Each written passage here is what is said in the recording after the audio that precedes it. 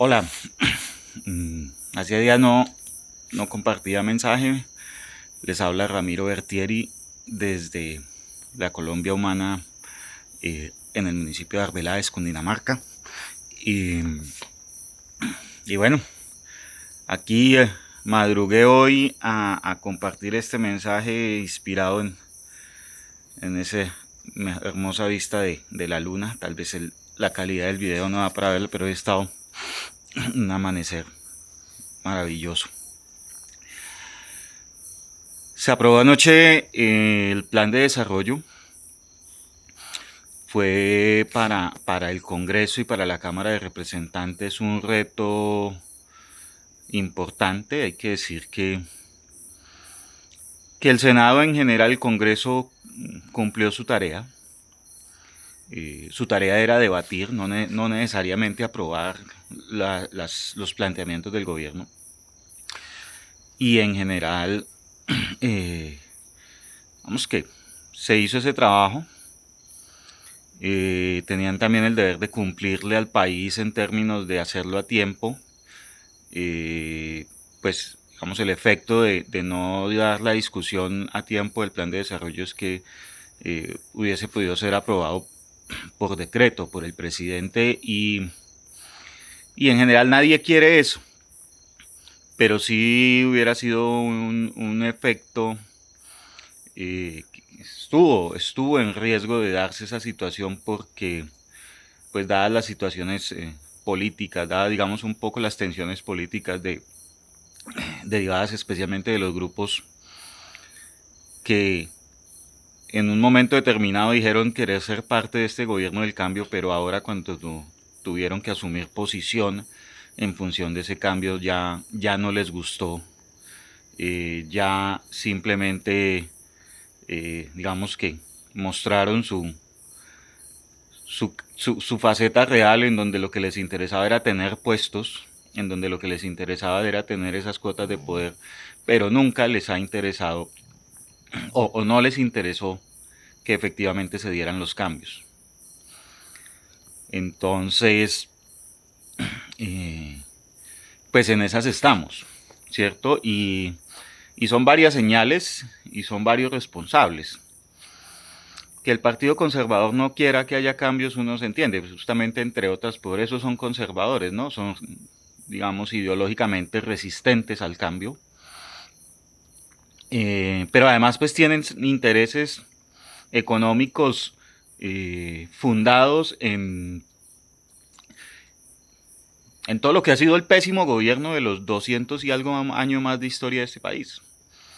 ¿Sí? Entonces es un país que es un partido conservador que lo que ha hecho es otorgar cuotas de privilegios a nivel nacional a los grandes o en el nivel municipal, otorgarle una cuota de privilegio a un gamonal de pueblo, y pues ese gamonal no la quiere perder, ¿sí? O los grandes dirigentes del Partido Conservador que han sido terratenientes, que han sido eh, dueños de diferentes industrias, no quieren pagar los impuestos que deberían pagar y quieren seguir teniendo gabelas. Entonces, y es tan así que incluso el Partido Conservador desde hace muchos años no tiene vocación de tener presidente ni de ser gobierno a nivel nacional. A nivel municipal sí, porque ahí se cuidan otros intereses. Eh, Sino que el Partido Conservador lo que quiere es tener puestos, tener ministerios, tener embajadas y tener cuotas de poder que le permitan sostener eh, sus privilegios. Del Partido Liberal ni hablar, pues, que ya, digamos, ellos tienen que sacudirse muy duro y saber si efectivamente van a seguir eh, aceptando que César Gaviria tome unas decisiones que sinceramente, además de arbitrarias, son incoherentes con la filosofía liberal. El partido de la U está en uno de esos dilemas grandes porque finalmente, aparte que ha sido una fuerza que ya no es la de la época de Santos, pues la realidad es que también tienen que entrar a mirar justamente para dónde es que quieren ir, pero pues allá, digamos, su gran problema de la U es que no hay ideología. Su ideología ha sido también ser, eh, ser parte del gobierno o apoyar al gobierno y recibir cuotas por esa vía. Con ese escenario y en esas situaciones, bueno, digamos que el Centro Democrático en su oposición, que pues hay que decirlo, de inteligente no tiene mucho, pero pues también hay que reconocer que en general en mucho del proceso hubo por lo menos buenos argumentos de algunos de los integrantes, de algunos de los integrantes del Centro Democrático. Y digamos, una primera invitación a la gente que hago aquí es, tómense el trabajo de mirar, por ejemplo, los debates del Congreso, eh, y especialmente ojalá pudiesen, eso está en las grabaciones, pudieran mirar, analizar, por ejemplo, en el tema del plan de desarrollo, qué congresistas hablan y cuáles no aparecen para nada. Les doy un ejemplo concreto. El representante Polo Polo, que cuando se trata de hacer show, cuando se trata de atacar al ministro de Defensa, cuando se trata de montar debates que tienen difusión mediática, ahí está, además que son los de él, ¿no? Sí, digamos, es un juego de participar en estas instancias de política, no con una intención de mejorar o construir país, sino de hacer ese show que lo mantenga vigente. En el plan de desarrollo ni apareció. Yo escuché varias sesiones y jamás pidió la palabra. No digo que nunca lo haya hecho, pero yo me vi bastantes horas de los debates y jamás pidió la palabra. Además, creo que probablemente ni siquiera estuvo presente en las votaciones, en muchas de ellas.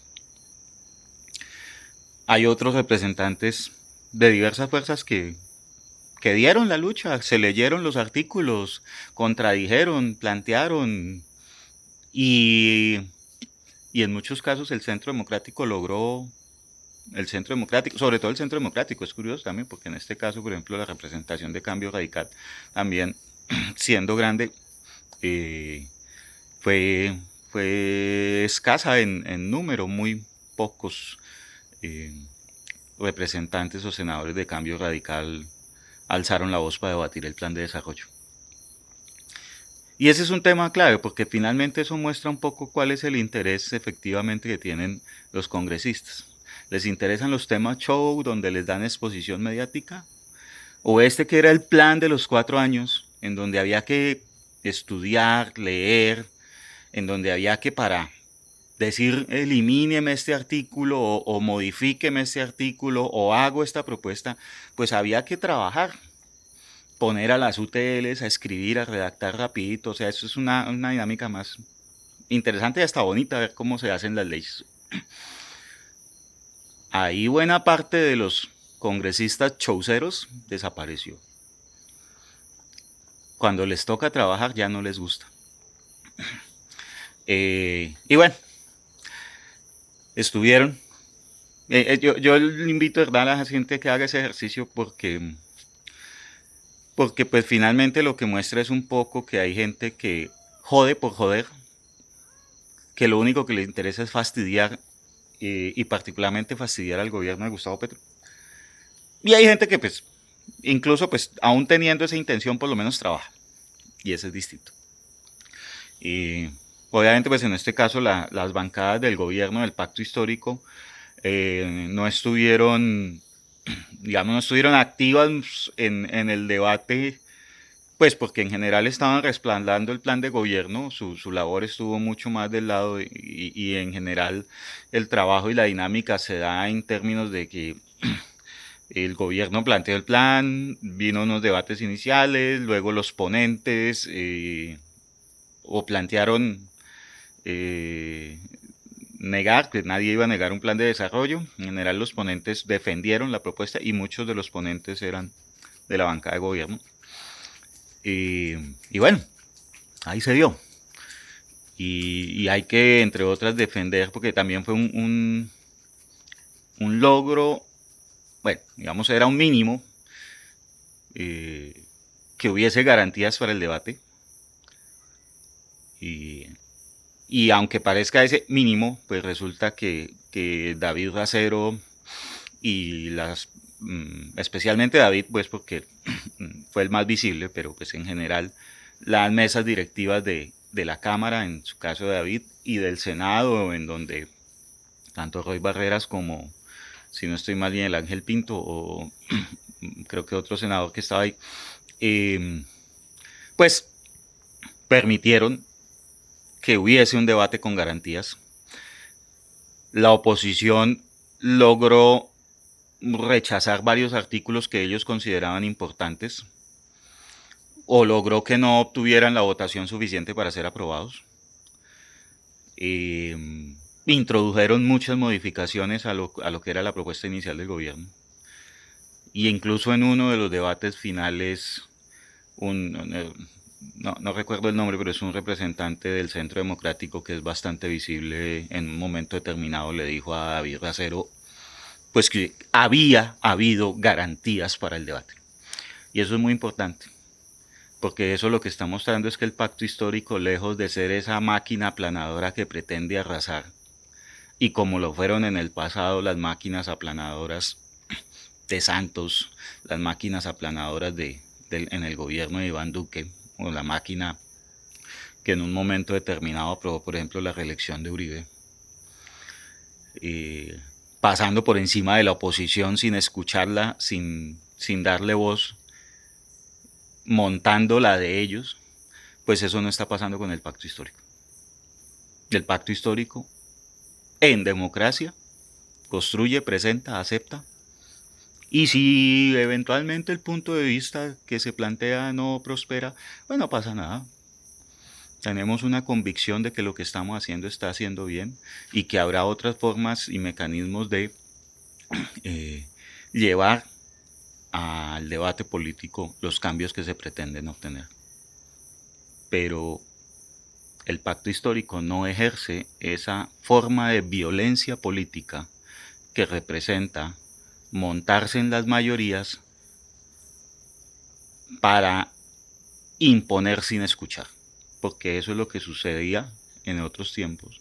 Y eso es lo que sucede hoy, por ejemplo, en muchos municipios de Colombia, en donde los consejos municipales están con mayorías de sectores de derecha, y diría incluso en algunos casos de ultraderecha.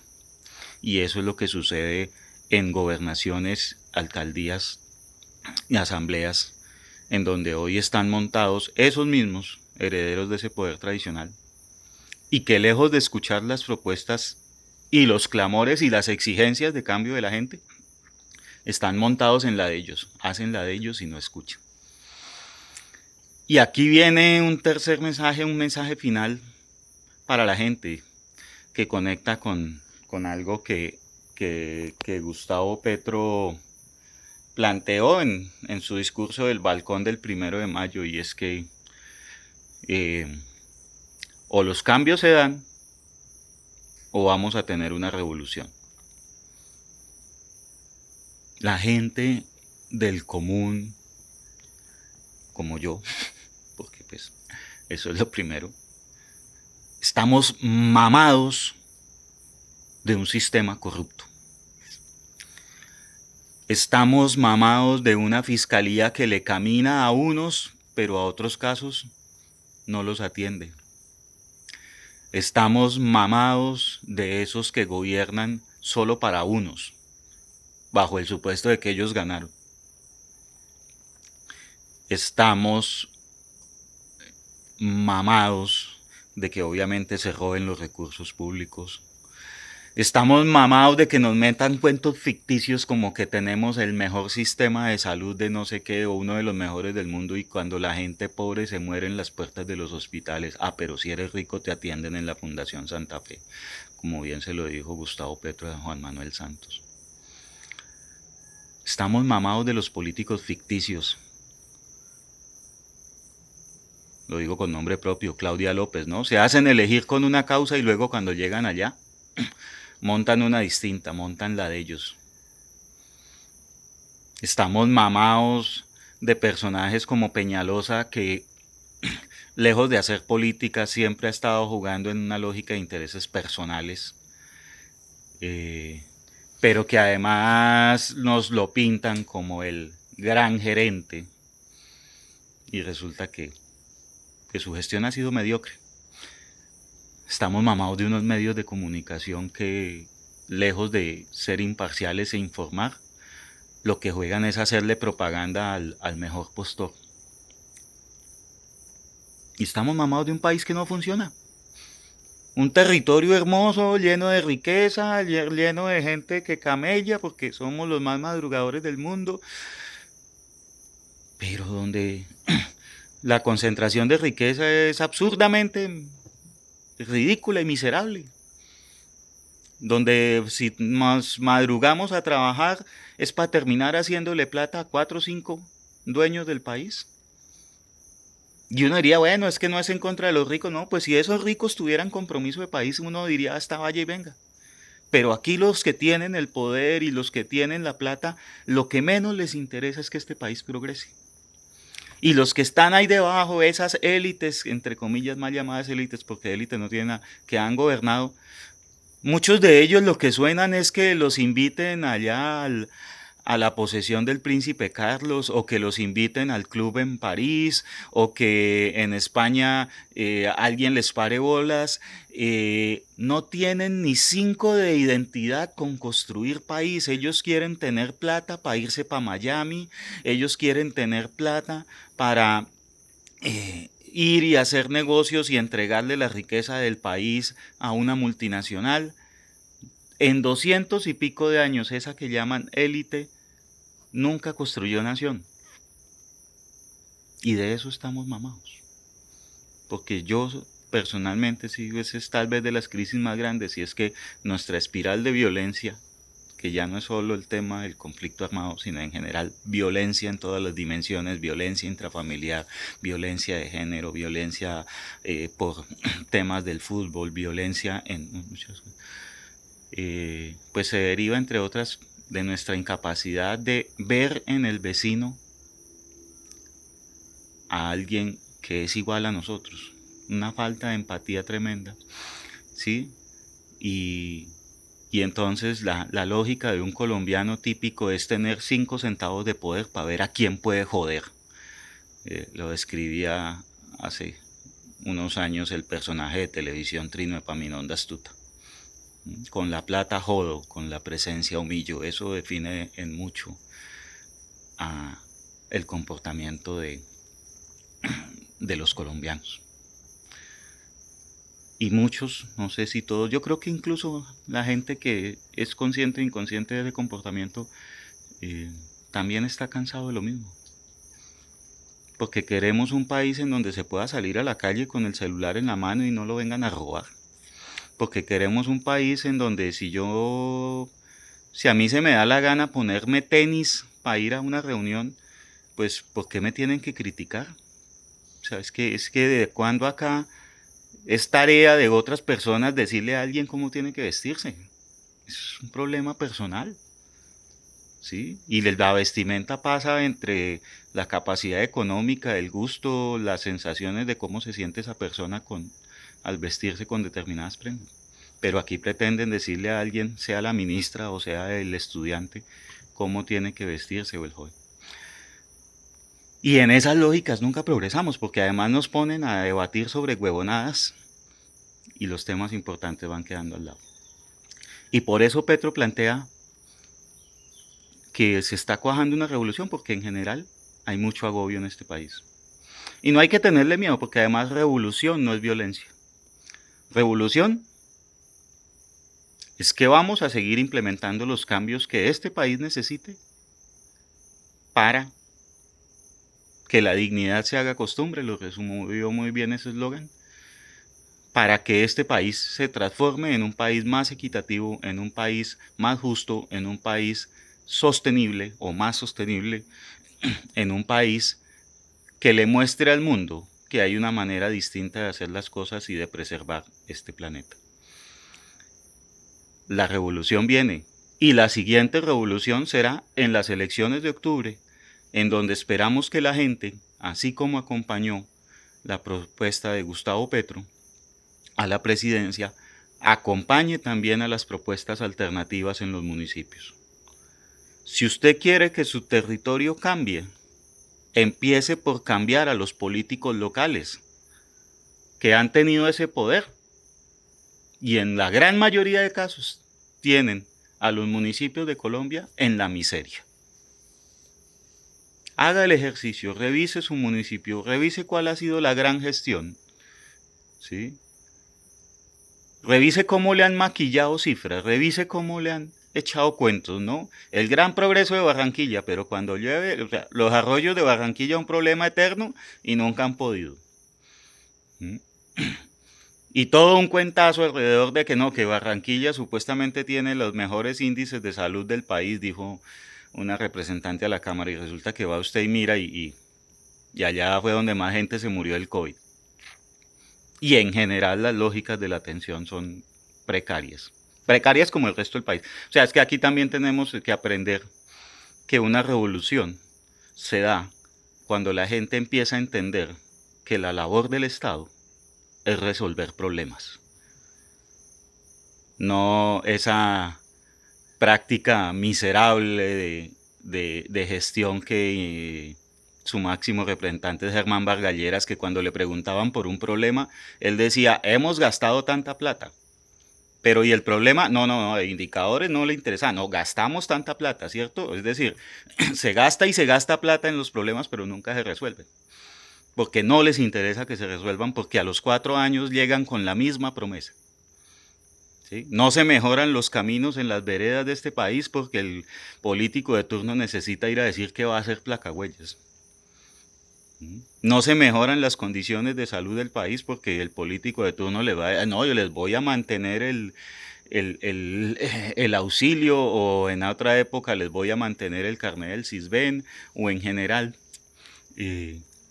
manejan unas lógicas en donde en nuestro país, en los territorios, en los municipios, los políticos se han dedicado a mantener los problemas vigentes, porque con esos problemas vigentes mantienen esa teta de seguir gobernando con unas promesas chimbas. Y yo sí le digo, necesitamos una revolución, no más votos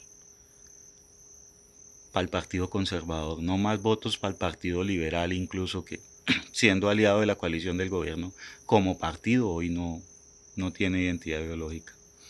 No más votos para gente del partido de la U, que lo que se muestra, por ejemplo, en el Valle del Cauca es vergonzoso cómo manejan las instituciones en su favor, en favor de sus propios intereses. No más votos para el Centro Democrático, porque ya demostró que en general sus visiones, lejos de construir país, lo que pretenden es dividirlo en una lógica en donde ellos se creen los buenos y el resto son los malos, y además hay que ejercer violencia. Y pues sí, yo soy del sector alternativo, invito a que voten por los sectores alternativos y particularmente por los candidatos del pacto histórico. Pues también tenemos desde el pacto histórico un reto, y es presentarles propuestas serias, audaces. Estamos trabajando en eso. Y vamos a hacer la revolución. Y va a ser una revolución. La gente, para que se quiten ese chip, hay una cosa que Diana Uribe ha hablado mucho, que es la revolución de los claveles en Portugal. Porque revolución no es violencia. Revolución es que vamos a hacer un cambio rápido y significativo, porque finalmente este territorio tan bonito, este país que tiene muchas cosas hermosas, ha sido mal gobernado durante más de 200 años y estamos mamados de eso. No queremos seguir siendo un país manejado por mediocres. Queremos un país en donde la vida sea en realidad un derecho y donde la dignidad se haga costumbre. Me extendí un poco, muchas gracias, espero que vean este video, espero que lo compartan. Soy Ramiro Bertieri, soy parte de la Colombia Humana en el municipio de Arbeláez, Cundinamarca, y hago este ejercicio para llevarles un poco de pedagogía política tanto a las personas que son parte de nuestro movimiento como para quien quiera compartir y escucharnos. Muchas gracias.